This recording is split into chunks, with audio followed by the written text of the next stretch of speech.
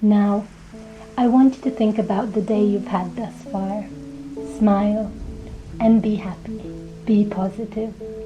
There is no room for anything but positivity in your life. Be happy. Create your own destiny. The happier you are, the happier the people around you will be. Everything happens for a reason.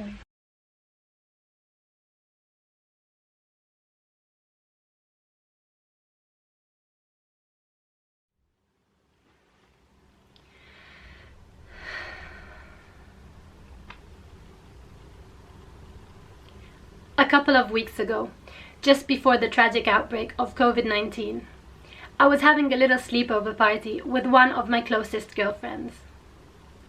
After spending the whole day chatting and cooking and eating and playing and eating and blabbing and eating, we decided that we really needed to get our bodies moving. So we did some stretching, some floor yoga, some core exercises, and decided to wrap up our workout with a little guided meditation. Boy, was it bad. I am no meditation expert, but even I know that after a full session of relaxing meditation, you should not be feeling more uneasy and unsettled than you were feeling before starting. This 20-minute guided meditation was an interlocked, never-ending string of intertwined mindfulness quotes. Beautiful, uplifting quotes such as, "Create your own destiny," "Live the life that you want." So why were we left feeling empty? My inquisitive nature pushed me to look further into that. I am no stranger to inspirational quotes overflowing my social media feeds. I myself am guilty of sharing such happy and vibrant motivational phrases. Just recently, I shared a post on my Instagram stories stating, "Everything is going to be okay." And to be honest, at the time, I didn't see a problem with that.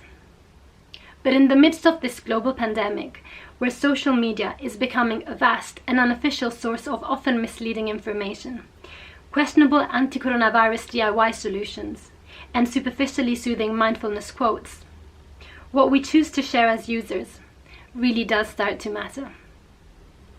You'll see people online calling COVID-19 a blessing in disguise because of its supposed effect on the planet. You'll also read encouraging man-up quotes such as, "Your grandparents were called to war. You're just being called to sit on the couch."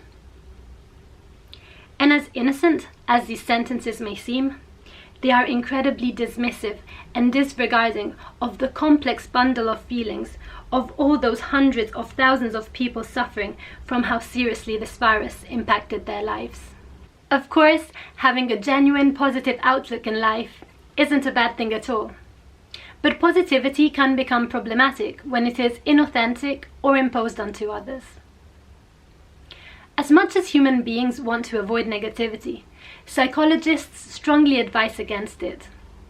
Denying these feelings to yourself or to others might result in what is known in psychology as toxic positivity.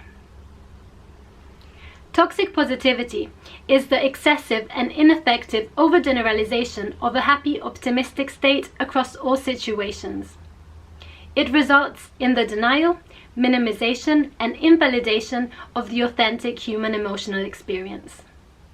According to psychologist Dr. Alison Nieves Davis, there are 3 different ways to identify toxic positivity. 1. It is overly simple. Just think positive. 2. It doesn't leave any room for pain or any other difficult emotion. Happiness is a choice. 3. It uses all or nothing words such as everybody, nobody, always, never. Everything happens for a reason. And as you can easily tell, these one-liners are hardly that much of a help. Toxic positivity uses flat and empty words to avoid making space for authentic connection. And instead of being helpful, it is soul crushing. Toxic positivity comes in many different shapes and forms, and it could be directed both towards ourselves or towards other people. To break it down, let's start by focusing on how we might be directing toxic positivity towards ourselves. By disallowing the existence of certain feelings, we fall into a space of denial or repressed emotions. When we pretend that we're doing great and just fine all day long or year long, we are denying the validity of our genuine human experience. We are being toxic towards ourselves when we are hiding or masking our true feelings, or when we are trying to just get on with it by stuffing or dismissing our emotions. We might be doing this because we could be having a feeling of guilt or shame towards a specific emotion we are experiencing that we rather wished we weren't experiencing. But pushing away our feelings isn't helpful at all. All it does is that it keeps our emotions bottled up until one day, when the bottle is full, it will explode. Not only that is harmful to our relationship with ourselves, but it also causes isolation and other relationship problems. If we begin to live inauthentically with ourselves and the world, we lose connection to ourselves and make it really difficult for other people to connect to us. The relationship we have with ourselves is often reflected in the relationship we have with others. And if we can't be honest about our feelings, how can we be able to hold space for someone else expressing their true feelings in our presence? This leads me to our next point, which is toxic positivity directed towards someone else. What are the signs to look out for to see if we're possible victims or culprits of toxic positivity? The first one is minimizing, a method used to reduce something in its importance.